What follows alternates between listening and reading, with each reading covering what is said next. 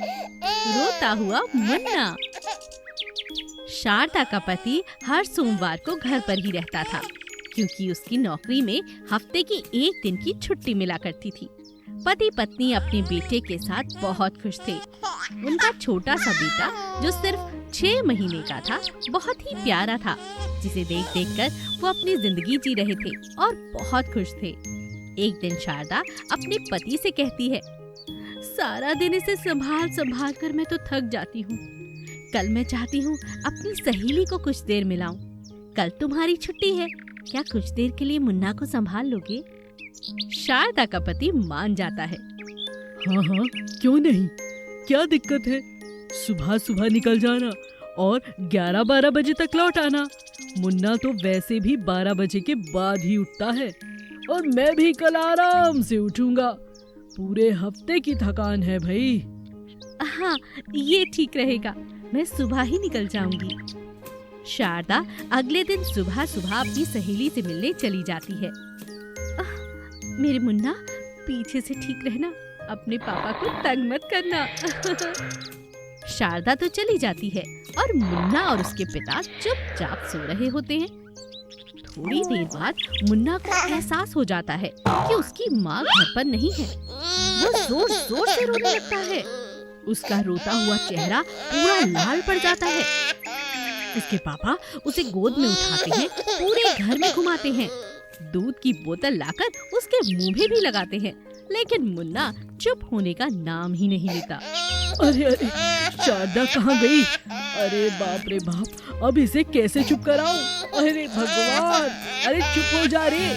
वो पास वाली मौसी के घर पहुंच जाता है। अरे मौसी, मौसी। अरे अरे, तुम्हारा मुन्ना इतना रोता क्यों है राघव? मौसी, वो शारदा को कुछ काम था, वो अपनी सहेली से मिलने गई है। जरा इसे चुप तो करा दो मौसी।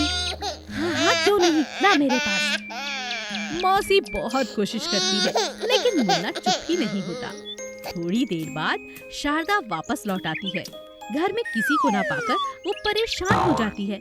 हाँ, मुन्ना, राघव, अरे ये दोनों कहाँ गए? वो इधर उधर मुन्ना को ढूंढने लगती है और बहुत विचलित हो जाती है। हाय राम, मेरा बच्चा कहाँ गया?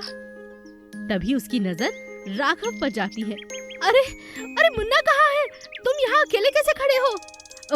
वो इससे पहले कि राघव कुछ कहता, मौसी के हाथ में मुन्ना को देखकर शारदा को तसल्ली हुई। वो तुरंत जाकर मुन्ना को अपनी बाहों में भर लेती है और उसे चूमने लगती है। मेरा बच्चा, मेरा लाल। तुरंत मुन्ना हंसने मुस्कुराने लगता है और सभी लोग हैरान रह जाते हैं। तभी मौसी कहती है, अरे राघव, बच्चे को कुछ नहीं हुआ था, वो बस अपनी माँ को तलाश कर रहा था। अब देख कैसे खुशी से झूम रहा है। आलू कचालू आइसक्रीम। आलू और कचालू दोनों बहुत ही अच्छे भाई थे।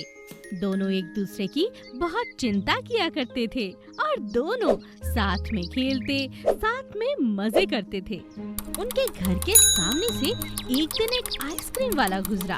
आइसक्रीम ले लो, आम की आइसक्रीम ले लो, बढ़िया बढ़िया स्वादिष्ट आइसक्रीम।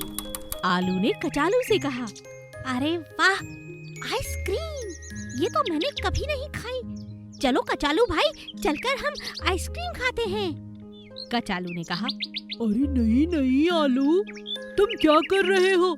जानते नहीं, आइसक्रीम खाने से ही तो गला खराब होता है। अगर तुमने आइसक्रीम खाई तो तुम्हारा गला खराब हो जाएगा। और शाम को जानते हो ना, हमें शादी में भी जाना है, वहाँ तुम्हारा गाना सबको पसंद है, फिर कैसे गाना सुनाओगे? कचालू के बहुत समझाने के बाद भी आलू नहीं माना और जाकर आइसक्रीम खाने लगा। आहा, मजा आ गया, स्वादिष्ट आइसक्रीम। अरे भैया, और 2 आइसक्रीम दो, मुझे बहुत मजा आ रहा है। आलू ने 3-4 ठंडी ठंडी आइसक्रीम खा ली और वापस घर आकर सो गया।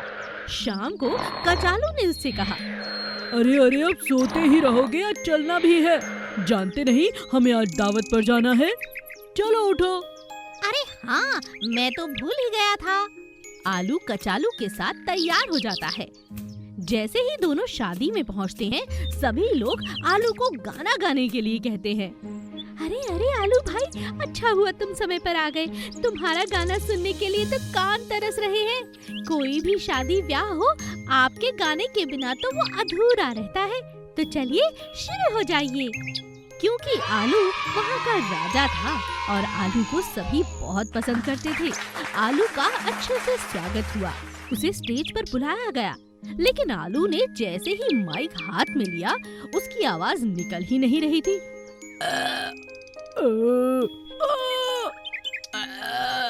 अलग अलग आवाजें निकालने लगा आलू, और यह देखकर सब लोग जोर जोर से हंसने लगे। आलू भाई, ये क्या कर रहे हो? आप गाना क्यों नहीं गाते? मैंने तो इसे पहले ही कहा था। आज इसने 5-6 आइसक्रीम खाई हैं, वो भी एकदम ठंडी। देखा ना, मैंने कहा था तुम्हारा गला खराब हो जाएगा। बेचारा आलू आवाजें निकालता रहा, लेकिन उसकी बात कोई समझ ही नहीं रहा था। सब लोग जोर जोर से हंसने लगे और आलू को अपनी गलती का पछतावा हुआ। आगे से मैं ज्यादा ठंडी आइसक्रीम नहीं खाऊंगा। दो प्यारे बंदर भाई। बंदर का एक परिवार जंगल के पास रहा करता था। एक दिन उनकी माँ उनके लिए बहुत सारे केले तोड़कर लाती है और कहती है, लो बेटा, तुम सबके लिए केले लाई हूँ, दोनों मिलकर खाना। और इतना याद रहे कि केले के छिलके इधर उधर नहीं फैलाने हैं। ये देखो, ये छोटा सा डस्टबिन है, इसके अंदर डाल देना, गंदगी नहीं फैलेगी। नहीं तो मुझे बहुत काम करना पड़ता है बेटा। कोई बात नहीं माँ, हम ऐसा ही करेंगे। इतने सारे केले, आज तो मजा आ जाएगा। क्या तुम बनाना का शेक भी बनाओगी? हाँ हाँ बना दूंगी। तो बनाओ। कुछ केले लेकर बंदर की माँ घर की रसोई में चली जाती है और वहाँ पर बनाना शेक बनाने लगती है। और बाहर बच्चे खूब सारे केले लेकर लगातार खाते जा रहे थे। लेकिन वो एक बात तो भूल ही गए थे, क्योंकि माँ ने उन्हें छिलके नीचे ना फेंकने की सलाह दी थी। दोनों इतनी मस्ती में थे कि खाते ही चले गए, लगातार केले खाते और छिलके नीचे फेंक देते। जब छोटा भाई उठने को हुआ तो उसका पैर फिसला और वो धड़ाम से जमीन पर गिरा। ओह, मम्मी! और फिर वो जोर जोर से रोने लगा। अरे अरे चुप हो जा, माँ आ जाएगी, और माँ आएगी तो जरूर ये कहेगी कि तुमने छिलके नीचे क्यों फेंके हैं। उठ जा उठ जा। दूसरा बंदर उसे उठाने की बहुत कोशिश करता है, लेकिन छोटा नन्हा बंदर लगातार रोता है। तभी बंदरों की माँ अंदर से बाहर आ जाती है। ये क्या, चोट लग गई ना? मैंने समझाया था तुम दोनों को कि केले के छिलके नीचे नहीं फेंकने, पर तुम लोग मेरी बात सुनते ही नहीं हो। चलो उठाओ इन्हें। केले उठाकर दोनों बंदर फटाफट डस्टबिन में फेंक देते हैं, लेकिन दूसरे बंदर को काफी चोट आई थी। बंदर की माँ उसे डॉक्टर के पास ले जाती है और उसकी मरहम पट्टी करवाती है। घर लौटते वक्त छोटा बंदर कहता है, माँ, आज मेरे कारण सारा मूड खराब हो गया। मैंने बहुत बड़ी गलती की है। आज के बाद मैं आपकी कोई भी बात नहीं टालूंगा। जैसा आप कहते हो वही करूँगा। तो फिर ये लो, संतरा खाओ। हाँ, ये तो मेरा फेवरेट है। संतरा खाने के बाद छिलका कहाँ फेंकोगे ये बताओ? डस्टबिन में।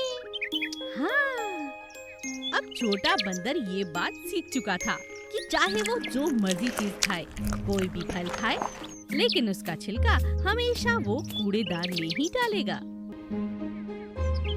एक दिन खेलते खेलते 2-3 बंदर और एक भालू मिलकर एक गीत बना लेते हैं। अब मिलने के लिए एक छोटा सा हाथी अपने दोस्त के पास आता है। जब भालू उसे देखता है तो कहता है, अरे तुम इस जंगल में नए हो, अपने दोस्त से मिलने आए हो? आओ आओ, हम तुम्हें अपने जंगल का गीत सिखाएं। क्या जंगल का गीत भी होता है? हाँ हाँ, सुनो, मिलो इनसे। ये है मेरा दोस्त चिक्की, ये बहुत अच्छा बंदर है। हम दोनों मिलकर गाना गाते हैं, तुम्हें भी सिखाएंगे। आओ, गाने के साथ साथ सबसे मिलते चलो। ठीक है। छोटा सा नन्हा हाथी अपने दोस्त के साथ भालू और बंदर के साथ जंगल की सैर पर निकलता है।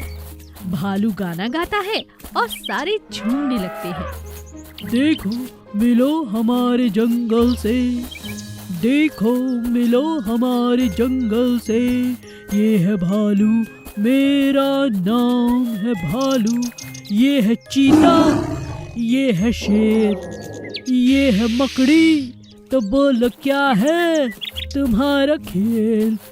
आओ खेलें मिलके हम ये खेल। ये मेरा दोस्त बंदर है और पीछे मोर, ऊपर है चिड़िया नीचे है मोर, बोलो और घूमोगे क्या मेरे दोस्त। इतना अच्छा गाना सुनकर तो मजा आ गया। सच में ये जंगल का गीत तो बहुत सुंदर है, बहुत मीठा है। क्या मुझे भी सिखाओगे? हाँ हाँ क्यों नहीं, सुनो। मस्ती में उन्हें समय का पता ही नहीं चलता और अंधेरा होने लगता है। तभी भालू कहता है, अरे अरे अपने घर चले जाओ, कहीं तुम्हारे माता पिता को हैरानी ना हो जाए कि अंधेरे में भी हमने तुम्हें भेजा नहीं। छोटा नन्हा हाथी इस नए जंगल में आकर और इतना सबसे प्यार पाकर बहुत खुश हुआ। मुझे यहाँ आकर बहुत अच्छा लगा। पहले तो इस जंगल में मेरा एक ही दोस्त था, लेकिन अब आप सब मेरे दोस्त हैं, मेरे नए दोस्त। मैं अगले शुक्रवार फिर आऊँगा। पक्का? पक्का।